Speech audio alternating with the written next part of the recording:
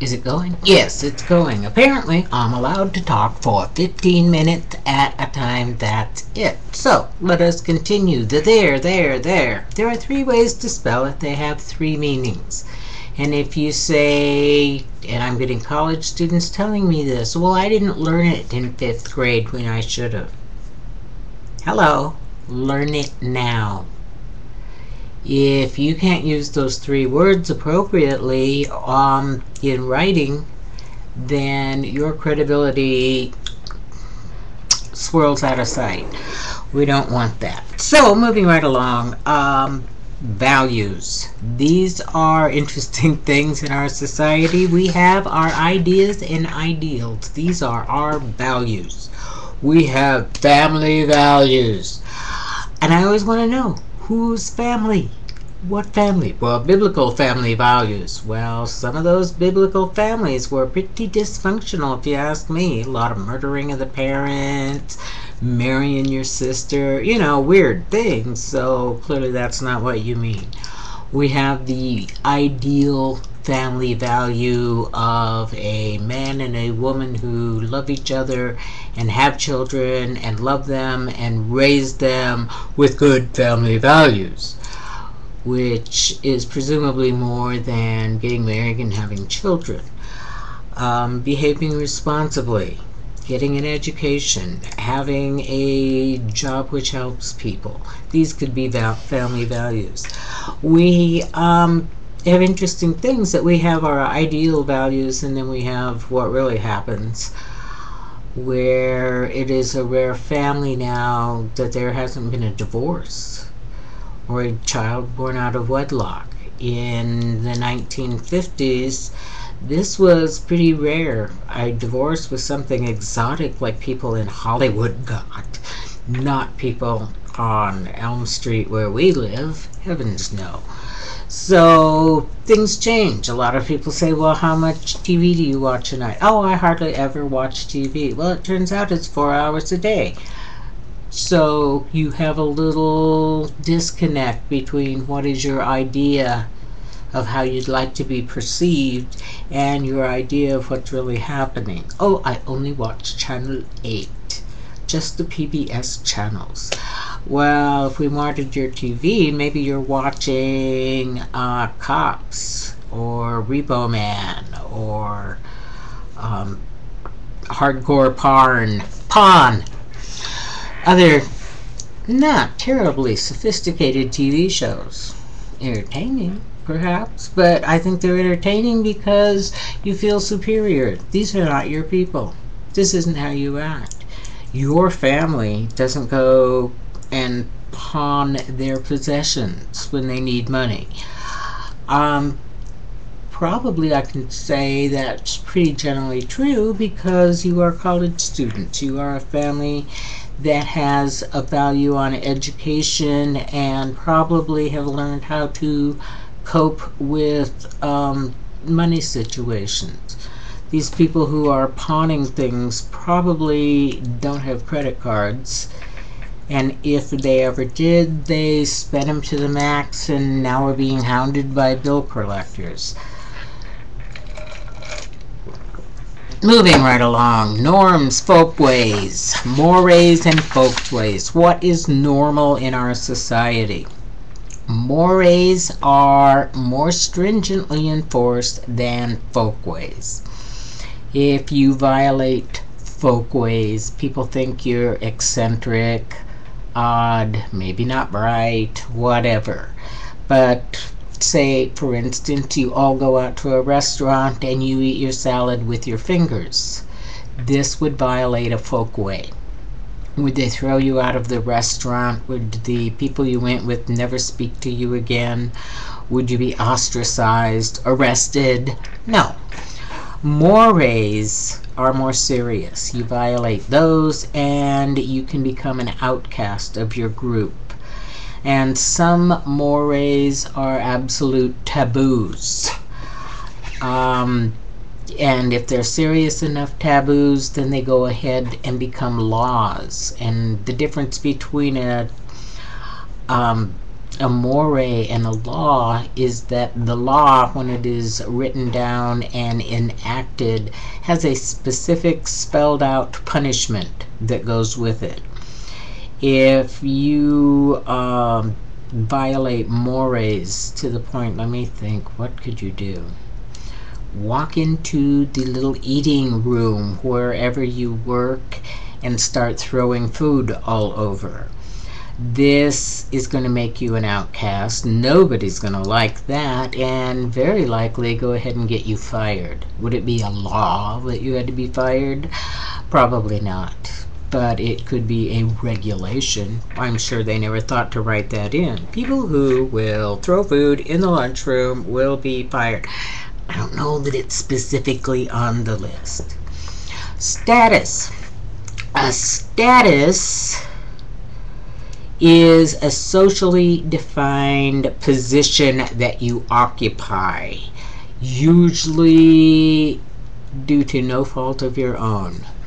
You could have a status as a male college student. Well, being male is a status that you really didn't get to choose. Maybe you voted on it, but I don't know if that actually counts. But being a college student, by virtue of enrolling, that is now your status. And it is a transient state of being. You occupy a status. That means you sit in that place. You could be an uninsured driver. That would be the place you occupy. You could be even your job can be your status. And as you get older and more established in your profession, it becomes more your status, or else you become more your status. It becomes you. Because if you're, say, a teacher for 30 years, 40 years, that is your status in the community. You are known to other people as a teacher. If you are a nurse, that is your status in the community, is that you are a nurse. A role, however, is learned behavior. So from the beginning of your life, you are learning certain behaviors. Infants learn that if they make a lot of noise, somebody comes and attends to them and does things to provide comfort to you. Other statuses are, other roles you learn, such as you learned how to be a son or daughter. You learned how to be a brother or a sister. As you grow up, you learned how to behave age appropriately for each age that you were, one hopes. You learn how to be a parent. You learn how to be a father. You learn how to be a mother. You learn how to be a sister-in-law, a brother-in-law. These are all roles. You may learn to be the head of the PTA.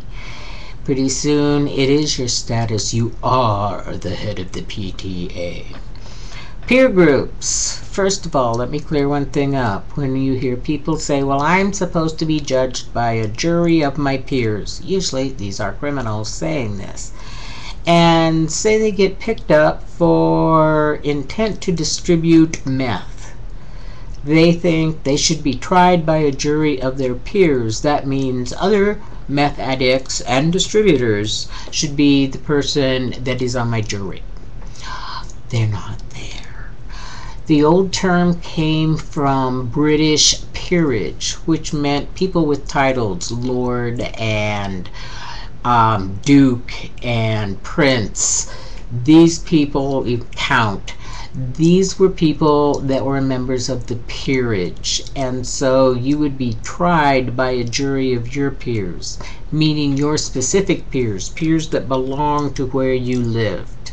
They're not going to pull in a duke from 7 counties over and have him decide whether you are right or wrong. Now, a peer group is people who are in a like group to yours. Your peer groups, say in high school, people who were in the same grade as you in high school is your peer group. It may vary across the country. Your peer group, if you went to school in rural Texas compared to you went to school at the very same time in the heart of New York City, you're going to have different types of peer groups. But they will be somewhat similar. There's another term called a cohort group, and these are people that share your place in time. So it's an interesting thing. Your cohort group in high school depends on where you consider you're from for most of the rest of your life. You ask most people, where are you from, and they will tell you where they graduated from high school. And that makes sense because that's where they were when they were transitioning from child to adult.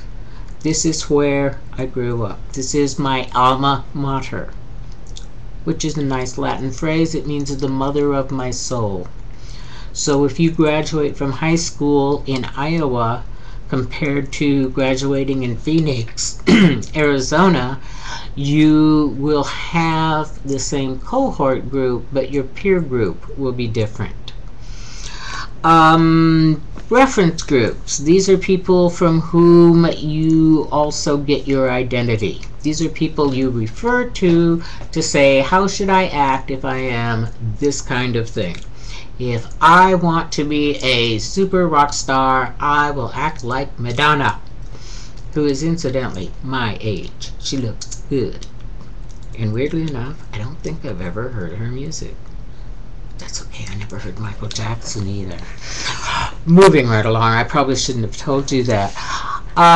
Reference groups could be, if you are a football player, you will have your favorite football players, favorite football teams, and you will be looking to them to say, how should I act if I want to be in that place? You want to be in a band, well, you are looking at other bands, famous bands, and saying, okay, I want to make music like they make music, I want to look like they look, I want to sound like they sound, and I want to live like they're living. So we have reference groups. It's different for everybody.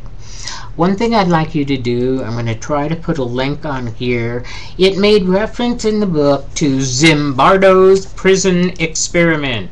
Zimbardo's famous prison experiment. It's so famous, I had to go look it up. I'm going, what the heck is this? I have never heard of it. Nice of you to give us a few more details. Thank you for the internet.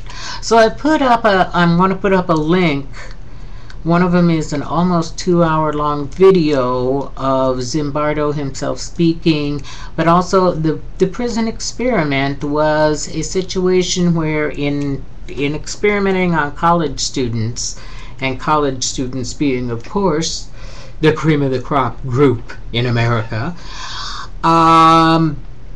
he divided them into prisoners and guards and had them role play, and he had to end the experiment early because each of them got so into their roles. The guards, they liked the power. They did. They liked the power. They liked bossing other people around. They liked playing the big tough guy type role. The prisoners liked their role. They grew into their role. They became, let's be honest, hello, I have to do what I have to do to survive. And I can't play by their rules because I'm in here with this peer group, and this peer group is now setting my rules. So I'll try to put that link up. Sorry to not get this on until Monday, but you know, life is hard. I'll try to do better. Don't forget there'll be a quiz. Bye.